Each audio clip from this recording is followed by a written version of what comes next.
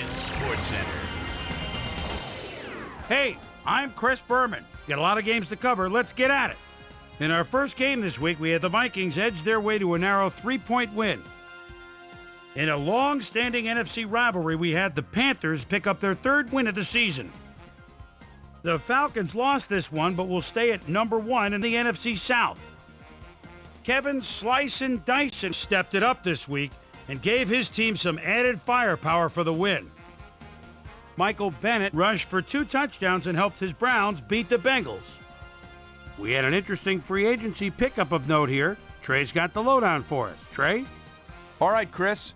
Let's switch gears and talk about players that'll have new homes in the National Football League, as free agency continues to play such a huge role in determining a team's makeup. Eric Ogbagu is on the move as he gets a contract for what can only be referred to as crazy money. 3 years, $2.4 million. This guy is also on the move as he signs a robust 5-year contract with the Jaguars. This guy will be moving on from his current address, and he gets a pretty good deal to do it.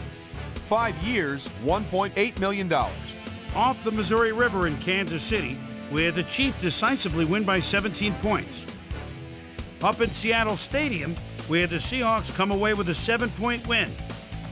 The Cardinals' defense came away with 4 turnovers in their win at Tempe, Arizona. The Packers won at home, but will take to the road next week to meet the Eagles. We had a big injury in this one, and Trey has the lowdown for us. Trey? All right, Boomer, thanks. In front of you, we've got the AFC Infirmary Report. And as you can see, they were hit hard this week. Tony Gonzalez won't see action for a while, so this offense is going to have to make do without him. He's suffering from a pulled calf muscle, and that'll keep him out for 4 weeks.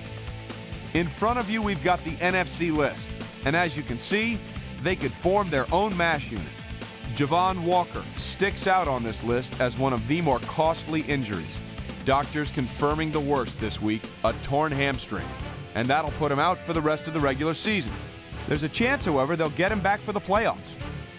Now, on to even bigger news, as you may have already heard. Will Witherspoon had to be placed on injured reserve, so he'll be on the sidelines for the rest of the year. Just a key blow to the heart of this defense. Now we'll move on to our top story of the day. Trent Green is going to find himself on the shelf, and that will be a major blow to his team. So that'll do it for now. Boomer, back to you. In a long-standing NFC rivalry, we had the Giants pick up their 6th win of the year. The Cowboys won this contest, but will stay at the first place in the NFC East. Quincy Morgan stepped it up this week and gave his team some added firepower for the win. Brian Westbrook rushed for over 50 yards and helped his Raiders beat the Broncos. Down in the Lone Star State in Houston, we had the Texans get sent home with a 14-point loss. Up in Ford Field, we had the Lions ending up on the wrong end of an 8-point game. And last but not least, we had the Dolphins come away victorious. So let's change things up a bit and turn to a guy that's had his eye on the college game, and that's our own Mel Kiper Jr. He joins us now. Mel, your work never ends, I know. Believe me, I know better than anybody else. But it's never too early to start thinking about next year's draft, is it? Never too early indeed. And now that, for the most part, the regular season in college football is behind us, we can really start looking back at the guys that have impressed me the most across college campuses this year.